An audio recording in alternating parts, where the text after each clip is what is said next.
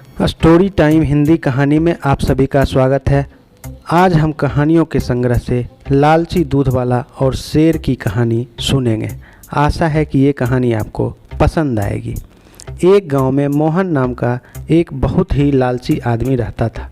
उसके पास 10 गायें थी जिनका दूध बेचकर वह अपना घर चलाता था। कुछ समय पहले मोहन का एक गाय ने एक बछड़े को जन्म दिया, लेकिन बछड़े का जन्म होते ही मोहन की एक बहुत ही अच्छी और ज़्यादा दूध देने वाली गाय की मौत हो गई, जिसके मरने से उसका दूध का व्यापार बहुत कम हो गया। अब मोहन उस गाय के बछड़े को बहुत ही ज़्यादा मनहूस समझने लगा और गुस्से के मारे उसने उस बछड़े को उसकी माँ का दूध पीने ही नहीं दिया। उसे सिर्फ बचा हुआ दूध ही पिलाता था और हमेशा ही उसे अपनी माँ से अलग ही रखता था। बछड़ा कितना भी चिल्लाए पर मोहन को उस पर दया नहीं आता था। बछड़ा अब थोड़ा बड़ा हो गया, लेकिन अभी भी वो दूध वाला उस बछड़े की मनहूसियत को भूला नहीं था। वह उसे पूरी रात अलग एक खूंटे में बांध कर रखता था। ये बात बछड़े को भी अच्छा नहीं लगता था। वह भगवान से बोला, हे भगवान, आपने ऐसा क्यों किया कि मेरे जन्म लेते ही उस गाय को क्यों मार दिया, जिसका कसूरवार मालिक मुझे समझते हैं। ऐसा कहकर बछड़ा रोने लगा और रोते रोते सो गया। आधी रात को जब उसका नींद खुला तो उसने देखा कि सामने एक बहुत बड़ा शेर खड़ा है। शेर को देखते ही बछड़ा ज़ोर ज़ोर से चिल्लाने लगा। बछड़े का आवाज़ सुनकर दूध वाला और उसका बेटा जग गया। वह दोनों डंडा लेकर बाहर आया, लेकिन वह शेर तब तक वहाँ से भाग चुका था।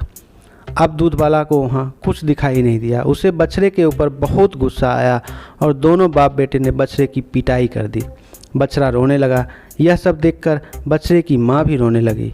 अगले दिन मोहन अपने सभी गायों को लेकर जंगल गया। तभी सामने वहाँ रात वाला वही शेर आ गया। शेर को देखकर सभी गायें तो भाग गई, परंतु मोहन का पाँव तो मानो धरती में चिपक गई हो। उससे ना भागा जा रहा था, ना कुछ किया जा रहा था। अब मोहन सोच लिया कि आज ये शेर मुझे खा जाएगा। दूर खड़ी सभी गायें ये सब देख रही थी, परंतु किसी को हिम्मत नहीं हो रहा था कि वह मोहन को बचाए। शेर मोहन की ओर बढ़ने लगा, तभी वह बछड़ा शेर की ओर छलांग लगा दिया। शेर ने बछड़े को देखकर मोहन को छोड़कर बछड़े का गर्दन पकड़कर जंगल की ओर चला गया। यह सब देखकर मोहन वहीं पर बैठ गया और ज़ोर ज़ोर से रोने लगा और बोला, जिस बछड़े को मैं आज तक मनहूस समझ रहा था, आज उसी बछड़े ने अपनी जान देकर हमारी जान बचाई और मैंने उसे कभी भरपेट खाना भी नहीं दिया। और भगवान को हाथ जोड़कर उसके लिए क्षमा मांगने लगा और ऐसी गलती आगे नहीं करने की कसम खाई। यह कहानी आपको कैसी लगी हमें कमेंट्स में बताएं और चैनल को सब्सक्राइब करें। धन्यवाद।